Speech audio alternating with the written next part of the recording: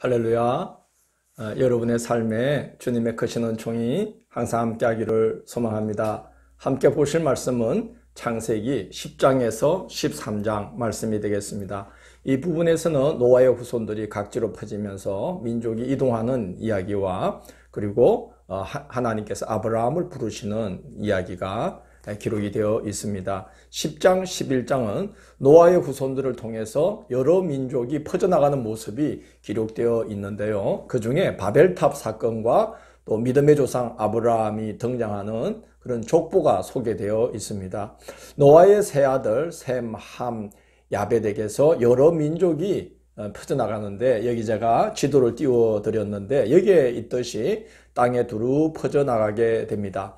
10장 5절을 보면 야벳의 자손들을 소개한 후 이들로부터 여러 나라 백성으로 나뉘어져 각기 언어와 종족과 나라대로 바닷가의 땅에 머물렀더라, 이렇게 기록이 되어 있습니다. 함의 자손들을 소개할 때도 셈의 자손들을 소개할 때도 그렇게 각기 족속과 언어와 지방과 나라대로 퍼져나가게 되었다, 이렇게 소개하고 있습니다. 그래서 이제 노아의 후손들을 통해서 이제 여러 민족이 각처로 퍼져나가게 되었던 것이죠. 바벨탑 사건이 나옵니다. 동방으로 퍼져나가던 중에 시날 평지에 이르러 성읍과 탑을 건설하게 되는데요. 이 시날 평지는 어디에 있느냐 하면은 유프라테스 강과 티그리스 강이 양쪽으로 흐르는 그 사이에 있는 평지를 메소포타미아라고 부릅니다. 그 메소포타미아 평지에 이제 남쪽 부분, 남부 지역을 시날 평지라고 하는데요. 지금의 이라크 수도 바그다드에서 페르시아만에 이르는 그 평야지대를 시날 평지라고 볼 수가 있겠습니다. 그들은 두 가지 이유로 성읍과 탑을 건설하게 됩니다. 11장 4절을 보면 또 말하되, 자, 성읍과 탑을 건설하여 그 탑 꼭대기를 하늘에 닿게 하여 우리 이름을 내고 온 지면에 흩어짐을 면하자 하였더니 라고 기록되어 있습니다. 성읍과 탑을 쌓게 된 이유는 교만과 불신이 원인이라는 것이지요. 교만은 자기를 하나님의 자리에 앉히는 것입니다. 우리 이름을 내고, 이것은 교만에서 비롯된 생각이죠. 그리고 그들은 하나님께서 무지개를 정표로 다시는 물로 세상을 심판하지 않겠노라고 약속을 했음에도 불구하고 하나님의 언약을 믿지 못하여서 다시 흩어짐을 이제 면하기 위해서, 다시는 흩어지는 일이 없도록 하기 위하여 도시를 건설하고 탑을 쌓아서 그 홍수에 대비하는 그런 모습을 보게 됩니다. 하나님의 언약을 믿지 못했다는 것이지요. 하나님은 사람을 지으시면서 땅에 충만하라고 말씀을 하셨습니다. 이 말씀은 땅에 두루 퍼져 땅을 돌보고 가꾸라는 말씀인데, 그들은 하나님과 정반대로, 하나님의 말씀과 정반대로 이제 도시를 건설하여서 모여 살고자 했었습니다. 하나님께서 그들이 더 이상 그 계획을 진행하지 못하도록 언어를 혼잡하게 하셔서 도시를 건설하지 못하게 하시고 지면에 흩어지게 하십니다. 그 사실이 11장 8절 9절에 이렇게 기록되어 있습니다. 여호와께서 거기서 그들을 온 지면에 흩으셨으므로 그들이 도시를 건설하기를 거쳤더라. 그러므로 그 이름을 바벨이라 하니, 이렇게 기록이 되어 있죠. 바벨이라는 이 말은요, 혼잡함을 뜻하는 바랄이라는 말이 발벨로 변형이 되게 되는데, 거기서 이제 비롯된 말이 바벨이 되겠습니다. 교만과 불신으로 사람의 생각과 말이 타락하자, 그렇게 언어가 서로 통하지 않는 그런 상황이 되어버린 것이죠. 우리가 교만과 불신으로 우리의 생각과 말이 타락하면 사실 같은 나라에 같은 땅에 살면서 같은 민족이고 같은 언어를 쓰면서도 언어가 혼잡해지고 말이 안 통하는, 도무지 말귀를 못 알아듣는 서로가 그런 세상이 되어버리죠. 오늘날의 세상이 딱 지금 그런 상황이 아닌가, 그런 생각이 듭니다. 우리의 생각의 불신, 교만, 이런 것들이 우리의 생각을 주장하기 때문에 그렇게 되는 것 같습니다. 아브라함의 족보가 이제 소개가 되는데요. 아브라함이 등장하게 되는 족보입니다. 셈의 아들 아르박삿, 노아의 세 아들 중에 셈의 아들 아르박삿의 후손으로 아브라함의 아버지는 데라입니다. 데라는 갈대아 우르에서 살았는데 아브라함과 나홀, 하란 세 아들을 두었고요. 하란은 아들 롯을 낳은 후에 우르에서 일찍 죽습니다.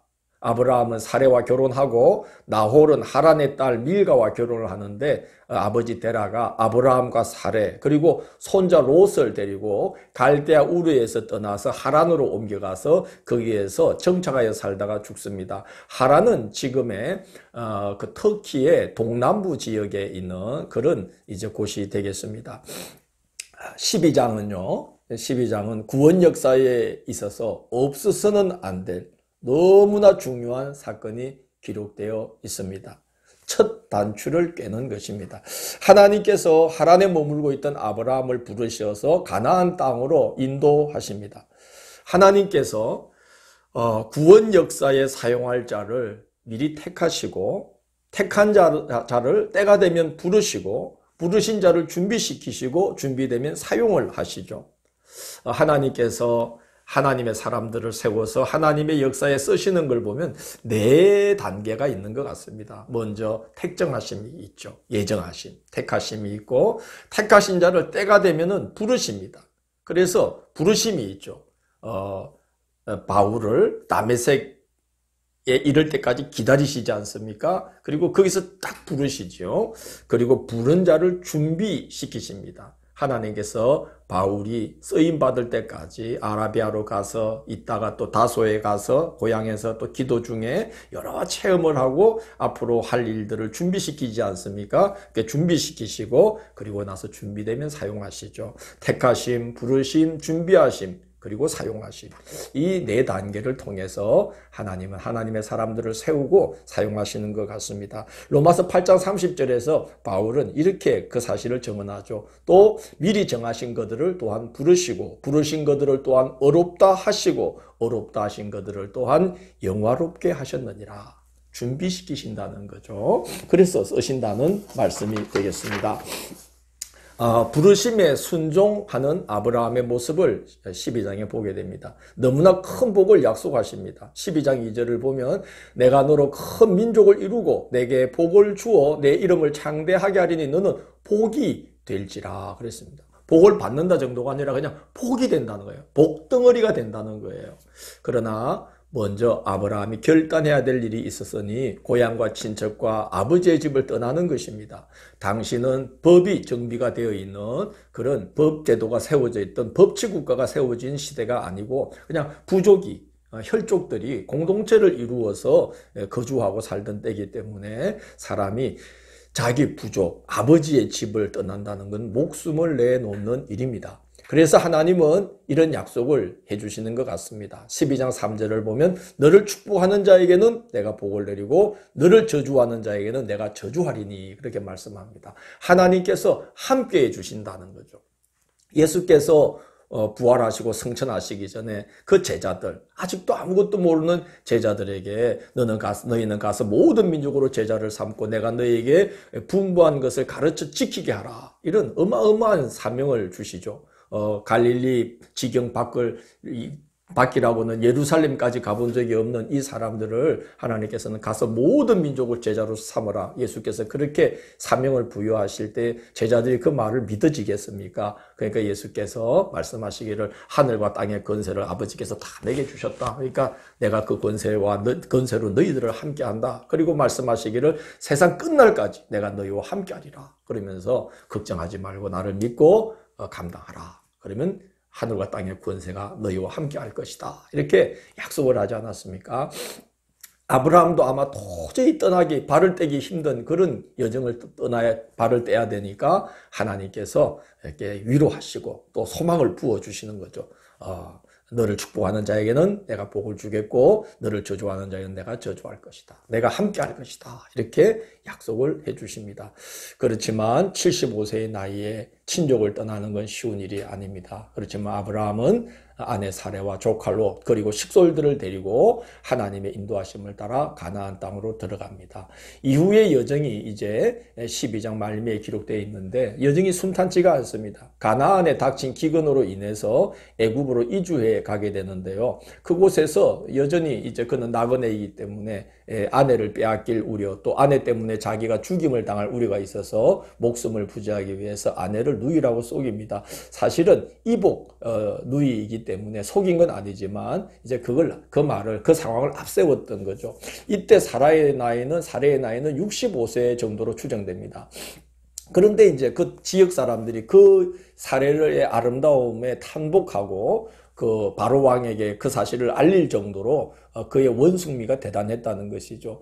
65세지만 그가 127세까지 살았다는 걸 생각해 보면 그때가 아마 가장 중년의 시기이고, 그리고 출산을 하지 않은 여성이었기 때문에 그때 다른 이들보다 훨씬 젊어 보이지 않았을까 생각이 됩니다. 그래서 이제 사례는 당시에 65세지만 원숭미를 풍기는 중년 여성이었을 텐데, 애굽의 바로 왕이 사례를 이제 아내로 삼으려고 하다가 하나님께서 간섭하셔서 사례를 구해주시고 아브라함에게는 소유가 더 풍부하게 해주시는 은혜를 베푸십니다. 믿음의 사람 아브라함도 이렇게 어려움을 만날 때 갈팡질팡하기도 하고 믿음이 흔들려서 이런저런 인간적인 방편들을 생각해 보기도 하고 그랬지만, 하나님은 불쌍히 여기시고 긍휼히 여기셔서 그런 중에도 합력하여 선을 이루어 주시며 아브라함을 이렇게 훈련시키고 연단시키고 준비시켜 나가는 것을 우리가 보게 됩니다. 13장은 조카 롯과 결별하게 되는 이야기입니다. 애굽에서 가나안으로 올라왔는데 아브라함과 롯의 가축이 점점 더 소유가 많아지게 되는 겁니다. 그래서 함께 동거하기가 어렵고 아브라함의 목동들 또 롯의 목동들이 서로 목소지를 두고 다투는 일들이 생기게 되었어요. 그래서 아브라함이 조카 롯에게 먼저 이제 땅을 선택하라. 우리 함께 떠나야겠는데 이제 다투지 말고 서로 이제 갈라져야 되겠는데 네가 먼저 선택해라. 그러면서 네 앞에 온 땅이 있지 아니하냐. 이제 나를 떠나가라. 네가 좌하면 나는 우하고 네가 우하면 나는 좌하리라. 이렇게 선택권을 롯에게 먼저 줍니다. 하나님의 사람다운 모습이지요. 이거 실제로 현실에서는 어려운 일입니다. 조카 롯은 기름지고 도시가 형성되어 있는 소알 땅을 택하여 떠나고 아브라함은 구릉지대, 산악지대에 홀로 남습니다. 하나님께서 그 홀로 남은 아브라함 참 얼마나 외롭겠습니까? 피부치라고는 롯인데 말이죠. 그 외롭고 또 두려움을 가질 수 있었던 그 상황에 있는 아브라함을 하나님께서 위로하시고 언약으로 미래를 보장해 주십니다. 14절을 보면 이렇게 기록되어 있습니다. 롯이 아브라함을 떠난 후 여호와께서 아브라함에게 이르시되, 이렇게 기록되어 있습니다. 롯이 떠난 후에 하나님께서 아브라함을 위로하시고 미래의 소망을 더해 주시려고 말씀을 걸어오셨다는 것이지요. 가나안 땅을 아브라함과 그의 자손들에게 주시고 자손들을 땅의 티끌처럼 많게 해 주시겠다고 약속해 주십니다. 우리가 이 험난한 인생의 길을 믿음으로 나그네 길을 걸어갈 때 많은 어려움을 겪습니다만은 우리가 이기고 감당할 수 있는 것은 하나님께서 아브라함 때와 마찬가지로 지금도 동일하게 살아서 역사하시며 우리의 마음에 우리의 영혼 속에 위로하시고 말씀을 걸어오시고 도닥여 주시고 그런 은혜로 우리가 이 어려운 세상길을 믿음으로 살아갈 수 있지 않나 하는 생각이 듭니다. 근데 오늘 이제 우리가 말씀을 보면 이제 아브라함의 여정 짧은 부분을 보게 되었는데 아브라함의 특징이 하나 발견되죠. 그 뭐냐면 가는 곳마다 단을 쌓는 겁니다. 그리고 여호와의 이름을 불렀다는 것입니다. 예배를 드리고 기도하는 삶을 가는 곳곳마다 그는 그런 삶을 살았다는 것이죠. 참 그 순탄할 수 없는 나그네 길, 부르심을 따라 순종해야 되는 그 길은 기도 없이는 갈 수가 없는 길입니다.